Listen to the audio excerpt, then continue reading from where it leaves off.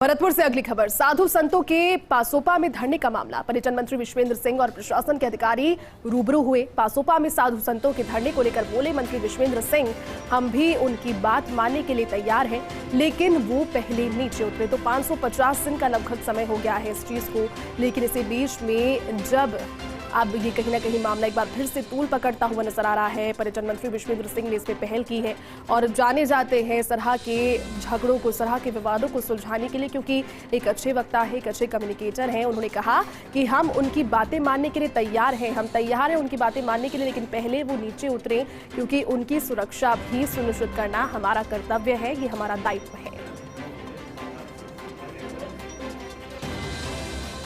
देखिए तस्वीरें आपको दिखा रहे हैं, ये तस्वीरें पासोपा में साधु संतों के धरने को लेकर के एक हुई बैठक की, जिसमें मंत्री विश्वेंद्र सिंह भी मौजूद रहे।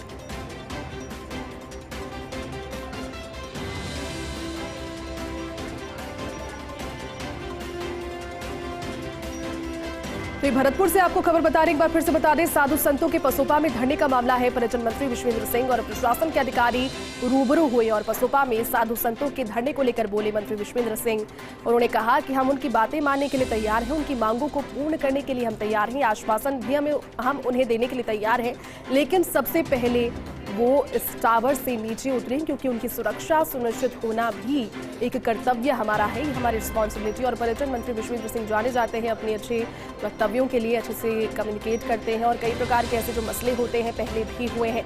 बात चाहे सैन्य समाज के आरक्षण से जुड़े हुए मसले की हो, जिसमें आंदोलन 5 दिन तक चला और उनकी पहल के बाद में, पर्यटन मंत्री विश्वेंद्र सिंह की पहल के बाद में वो आंदोलन खत्म हो गया था।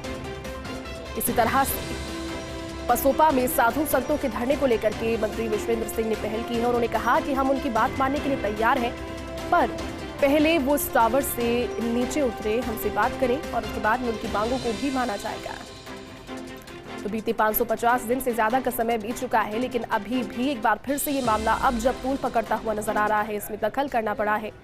और अब आपको बता दें क्या ही पूरा मामला। दरअसल भरतपुर में अवैध खनन से जुड़ा हुआ मामला, 550 दिन से ये धरना जारी है और ये धरना लगातार चल रहा है।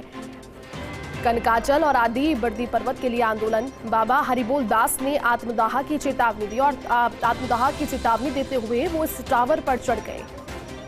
मंगलवार को बातचीत भी हुई और वार्ता के बाद में आत्मदाह स्थगित कर दिया गया था, लेकिन अब तक टावर से नीचे नहीं उतरे हैं। ये धमकी उन्होंने दी थी क्योंकि 550 दिन एक लंबा समय, लगभग कनकाचल और आदि बद्री पर्वत को बचाने के लिए ये आत्मदाह की चेतावनी बाबा हरिबोल दास ने दी, लेकिन समझाइश के बाद में आत्मदाह नहीं करेंगे उन्होंने ये भी बता दिया, लेकिन अभी भी नीचे नहीं उतरे हैं, टावर पर चढ़े हुए हैं।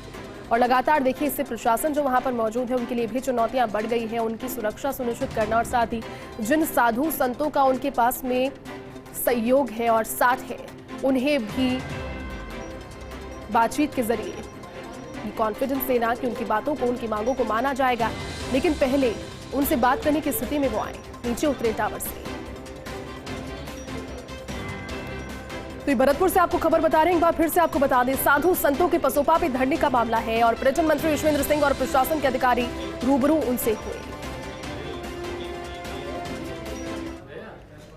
हम इस चीज को परसों से लगे हुए हैं और क्योंकि साधु संतों का मामला है, हमने पहले दिन ही स्पष्ट कर दिया था कि इसमें राजनीति नहीं घुसनी चाहिए, लेकिन आपको भी और कल हमको भी देखने को मिला कि राजनीति इसमें घुस गई और एक उनका ये वायदा कर गए थे, आपको भी स्टेटमेंट कर गए थे कि हम सेल्फ इम्यूलेशन नहीं करेंगे, आत्मदाह नहीं करेंगे और ऐसी कोई बात नहीं करेंगे कि जिसमें सरकार को डिसीजन लेने में कोई असुविधा हो।